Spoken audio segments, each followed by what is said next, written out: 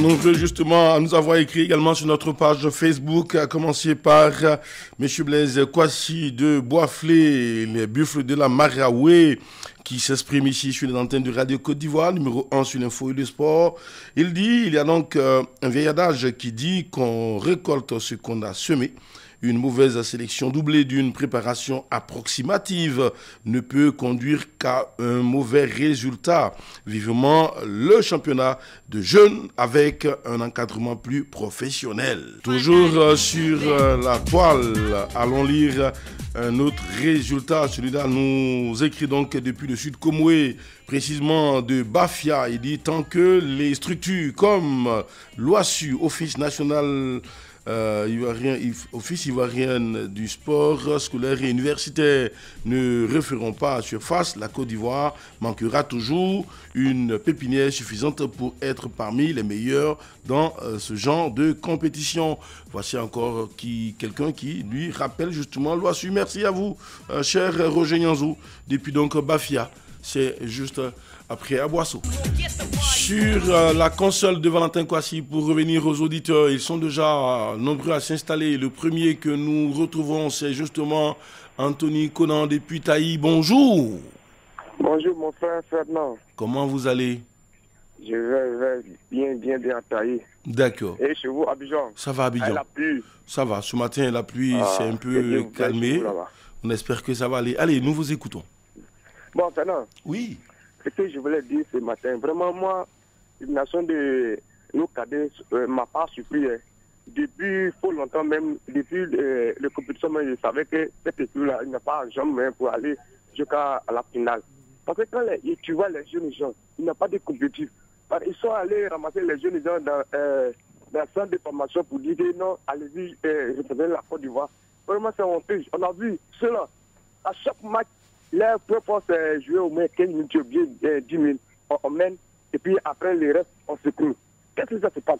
Les jeunes, ils ne sont pas compétitifs. Hein? Quand c'est comme ça, là, allez jouer au moins, venez au moins l'équipe de première division, il y a déjà des gens pour jouer les matchs amicaux, pour voir les vraies valeurs de cette équipe-là. Mais les jeunes n'ont pas pu faire. Les dirigeants n'ont pas pu faire. Ils sont allés ramasser les jeunes pour aller mettre dans la compétition comme ça. Voilà un résultat aujourd'hui. Donc moi, je ne suis pas surpris. Vraiment, ils ne sont pas compétitifs. Voilà pourquoi on a éliminé ces zones de compétition. À chaque fois, c'est même Nigeria. Mais là-bas, ce n'est pas le cas. Ils sont compétitifs. Ils sont jouer les matchs amicaux. Vraiment, on a vu comment ça s'est passé. Vraiment, les jeunes ne sont pas à la hauteur. Voilà pourquoi on s'est éliminé premier tour comme ça. Merci et bonne mission à vous. Merci à vous, Anthony Conan depuis Taï. Vraiment très fâché ce matin. Il est très, très remonté. Allez, c'est pas bien grave. On espère que tout se passera très bien. Allez, retrouvons un autre auditeur. Celui-là nous vient du Bec. Hier, il était à Tchébissou pour soutenir l'équipe de son cœur, les Odineka, le Denguele, qui a gagné. D'ailleurs, en D2, 2-0, peut-être la montée pour la dernière journée. Tourenza, bonjour. Bonjour, M. Fernand. Vous avez enfin quitté Tchébissou pour Boaké? Non, je suis à rentrer. Ah, d'accord. Oui. Alors, dites-nous, quel est votre avis sur la question? Bon, sincèrement, moi, j'aimerais vous poser une question. C'est le recrutement des jeunes, là, ça se passe comment d'abord? Parce que vraiment, avec ces jeunes que moi j'ai vu jouer contre le Burkina, sincèrement, ils sont même pas à la hauteur. Avec le Nigeria, même ça, le score m'a vraiment beaucoup surpris. 3-1, vraiment, ils se sont battus. Sinon, vraiment, les jeunes, ils sont pas à la hauteur. Moi, j'aimerais savoir, pour ces gens de compétition, si on pouvait voir les centres de formation des différentes villes pour faire, comme on appelle, une compétition et récupérer les meilleurs pour aller faire ces genres de compétition, c'était mieux. D'accord. Merci à vous. Et justement, sur la toile, M. Sansan Kambou dit la même chose. Il dit, dites plutôt Abidjan et non Côte d'Ivoire, parce que c'est à Abidjan seulement que le recrutement se fait. Or, pourtant, la Côte d'Ivoire ne se limite pas seulement qu'à Abidjan, il y a des talents ailleurs. Revenons donc sur la console de Valentin Kwasi, M. Séverin Oulaï. Il nous appelle de Kouibli. Bonjour. Bonjour, monsieur. Oui, nous vous écoutons. J'ai dit, avec les U17, il n'y a pas de championnat en Côte d'Ivoire. D'accord. Moi-même, j'écoute toujours la radio. C'est quand il y a les compétitions internationales là que je sais qu'il y a les U17 qui jouent. Parce que même pas, il n'y a pas de championnat. Il y a un interlocuteur qui a dit tout de suite, tant que l'OASI ne réapparaît pas, on ne peut pas détecter de bons talents. Oui. Comment on peut pas être éliminé à chaque fois? D'accord. 2 fois éliminé par le Nigeria, c'est pas possible. Et c'est même pas si un championnat de U17 même en Côte d'Ivoire. C'est après nous fatiguer. Merci. Oui. Merci à vous. Et puis surtout, très bonne journée à l'écoute d'un programme de Radio Côte d'Ivoire numéro 1 sur l'Info le Sport. Monsieur Séverin Oulaï qui nous appelait donc de Quibli, lui aussi très remonté. Allez, ça va aller. Garde le moral. Va voir avec Narcisse Conan. Bonjour. Bonjour, monsieur. Comment vous allez? Ça va un peu mieux. D'accord, nous vous écoutons. Voilà, je voulais participer à l'émission. Allez-y. Voilà, franchement, moi, j'aimerais savoir d'où viennent ces jeunes qui ont joué hier. Parce que, vraiment, nous, ça nous fait très mal au cœur que chaque fois quand on est en bas de la télévision pour supporter, nos équipes sont battues là. Vraiment, on a trop mal au cœur. Donc, vérité, il faudrait que la fédération essaye de voir ça. D'accord, c'est bien noté. Merci à vous et surtout très bonne journée à l'écoute d'un programme de Radio Côte d'Ivoire numéro 1 sur l'Info et le Sport. Un autre auditeur qui tente également de nous joindre sur la toile. On va donc, sur la console de Valentin Kwasi, c'est ça? Monsieur Emmanuel Conan Kwame. Ouh là là, qu'est-ce qu'il a? N'allez pas loin, monsieur Emmanuel Kwame. Ouh là là, un autre se signale, il est là. Allô? Allô? Bonjour. Bonjour, monsieur. Comment vous allez? Je vais très bien par la grâce de Dieu. D'accord, nous sommes à votre écoute. Et chez vous? Ça va très bien. Monsieur Ferland. Oui. Les mêmes problèmes se répètent. Oui. Logiquement, la Côte d'Ivoire, depuis moi, ce que je vois, Didier Drogba est venu pour redresser le football ivoirien. Mhm. Depuis ce jour, tout le monde s'est levé pour diriger la fédération. Mhm. Et on voit que le chèque, les mêmes problèmes se répètent. Dans la sous-région, il y a des pays qui ne doivent pas battre la Côte d'Ivoire. Ce n'est pas parce que je les aime pas. Mais en football, quand on dit que le Burkina bat la Côte d'Ivoire, 4 buts à 2, vous voyez ces choses. Quand on écoute, Marcel Gorou, hier, où il disait que l'entraîneur a été nommé à 2 semaines de la compétition. Bon, je reviens à vous à une question. Où, vous les journalistes, tout le monde avait dit que l'équipe, la fédération ne serait pas dirigée comme avant. Et tout ce qui se passe là, vous dites quoi? Qu'est-ce que vous reprochez à cette fédération? Monsieur... Parce qu'on a un peu mal que la Côte d'Ivoire est toujours humiliée de telle sorte. Alors, monsieur Emmanuel Kwame, Monsieur. La fédération actuelle vient à peine de s'installer, elle n'a pas encore déballé même ses bagages, laissez-la donc s'installer et puis elle mettra en route son programme de gouvernement. On verra donc ce que ça va produire. Elle irait donc du travail de l'équipe fédérale ancienne. Il ne faut donc pas leur reprocher vraiment autant de choses. Il faut leur permettre de s'installer et puis on verra ce que ça va donner. Allez, merci à vous et puis surtout très bonne journée à l'écoute des programmes de Radio Côte d'Ivoire. Un autre auditeur, celui-là nous appelle de Yamoussoukro, M. Ouattara Adama, bonjour. Oui, bonjour M. Fernand. Comment vous allez? Oui, ça va. D'accord, nous vous écoutons. M. Fernand, j'ai très mal en tant que formateur. Ça, je le dis. Je l'ai même dit ici, si les antennes de Radio Côte d'Ivoire. D'accord. Dans l'émission, on ne comprend pas. J'ai dit qu'il faut arrêter de dater le nom des formateurs, M. Fernand. Comment je prends le nombre de centres d'animation qui se trouvent en Côte d'Ivoire? Quand je prends le nombre de centres de formation et le nombre d'académies qui sont en Côte d'Ivoire, je dis, en matière de football, le jeune, il faudrait qu'on soit parmi les meilleurs en Afrique. Pourquoi pas dans le monde entier? Quand je regarde les qualités des joueurs qui sont dans notre centre de formation. Mais comment les recrutements se passent? On ne peut pas se baser seulement sur Abidjan. Pourtant, la Côte d'Ivoire, elle est grande.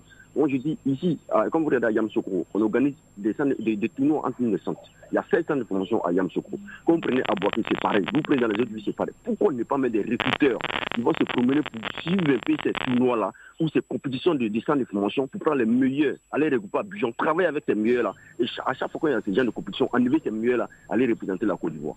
Je prends le centre de technique de Béjavi qui est resté dans la forêt. Mais il y a l'argent dans nos fédérations, il y a l'argent en Côte d'Ivoire, il faut travailler. Mais ceux qui ne veulent pas travailler, il faut les enlever. Parce qu'il faut arrêter de se foutre de nous, M. Fernand. Ça fait très mal de voir notre équipe de jeunes, à chaque fois on s'en va. Non, mais ça fait mal. Il faut arrêter ça. Parce que moi je dis, tant que notre fédération n'est pas organisée, tant que la fédération n'a pas organisé les centres de formation, ou comme on appelle le formateur, on va toujours aller prendre ces gens de défaites-là pour revenir en Côte d'Ivoire. C'est malheureux, ça fait mal. La Côte d'Ivoire, elle est très grande, ce n'est pas seulement Abidjan. Et il y a des gens qui se cassent la tête pour le football. Et puis après, quand ces gamins-là ne sont pas regardés, ça fait très mal, M. Fernand. Ça fait mal. Il faut arrêter ça. Sinon, on ne va pas organiser. Il faut arrêter de représenter la Côte d'Ivoire dans ce genre de compétition-là. Parce que c'est honteux. C'est honteux. Bonne émission à vous, M. Fernand. Merci à vous, M. Ouattara, depuis Yamoussoukro, Pangassou, précisément. Je rappelle qu'il est donc formateur lui-même. Il est donc technicien, Centre Ivoire, Académie de Yamoussoukro. Merci donc, et puis surtout, portez-vous bien. Un autre auditeur, il nous appelle d'Abangourou, dans l'Indénié. Lui, il est maracanier, il est médecin. On espère que tout ira bien. M. Bertin Tola, bonjour. Oui, bonjour, Radio Côte d'Ivoire. Merci à Ferdinand. C'est plutôt Tola Amédée. D'accord. Je disais que on n'improvise pas en matière de sport et encore moins en matière de football. Vous voyez, depuis des années, la Côte d'Ivoire n'a pas de politique sportive et n'a pas de politique en matière de football. Tous les joueurs qui font l'équipe A aujourd'hui, c'est des binationaux. On s'en va prendre des joueurs en Europe et en France pour constituer notre équipe. Maxime Guamené, depuis qu'il est venu avec l'équipe des jeunes, qu'a-t-il fait? Chaque fois, c'est des éliminations. Autant mettre une politique en place. Et quand on veut réorganiser, on trouve que nous, on soutient quand on soutient celui-là. Mais Doba avait une politique bien fondée pour mettre là. Effectivement, vous dites que cette équipe vient d'arriver. On va essayer de voir, leur donner, comme on appelle le temps. Mais j'ai dit, il faudrait qu'on fasse une politique de jeunes. Il faudrait que le championnat de jeunes puisse exister. Tant qu'il n'y aura pas de championnat de jeunes, on ne pourra plus battre les équipes de la sous-région. Quand on voit une équipe comme comme on appelle le Burkina, c'est ici en finale. Les jeunes maliens, même s'ils ne sont pas qualifiés là, mais ils ont une politique. Les Ghanéens, les Nigériens, tout ça. Mais au moins, ça fait une honte pour cette grande nation de football qui est la Côte d'Ivoire. Vraiment, rapidement, que la nouvelle fédération là puisse s'atteler à ça pour ne pas qu'on puisse avoir des désillusions dans les grandes compétitions. Merci à vous, monsieur Amédée, Tola ou Tola Amédée, voilà, c'est pareil. Et puis surtout, très bonne journée. Coach Nawel Lassina, bonjour. Bonjour. Comment vous allez? Bonjour Fernand, comment allez-vous? Ça va très bien. Allez, nous vous écoutons. Fernand, écoutez, je dirais que cette double élimination de nos jeunes en U17 et en U20 par l'équipe nigériane n'est pas le fruit quand même du hasard. D'une part, le Nigeria domine dans cette catégorie avec 5 titres mondiaux en U20 et 2 titres africains en U17 contre une seule pour la Côte d'Ivoire. Maintenant, d'autre part, il faut reconnaître aussi que la Côte d'Ivoire, dans ce brouhaha-là, n'a pas eu le temps quand même d'asseoir une équipe. Les jeunes ont été recrutés par-ci, par-là, sans préparation minutieuse. Et ça, en matière de football, ça paye cash. Il faut aussi signaler que des passages de la Côte d'Ivoire sort de plusieurs années de crise administrative marquées par l'incroyable imbroglio autour des élections à la présidence de la FIFA.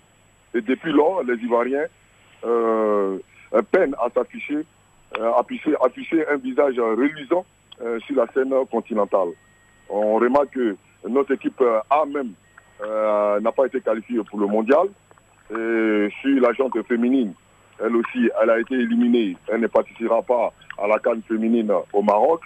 On signale aussi la non-qualification des U17 et les U20. On n'a seulement que le CHAN pour se consoler.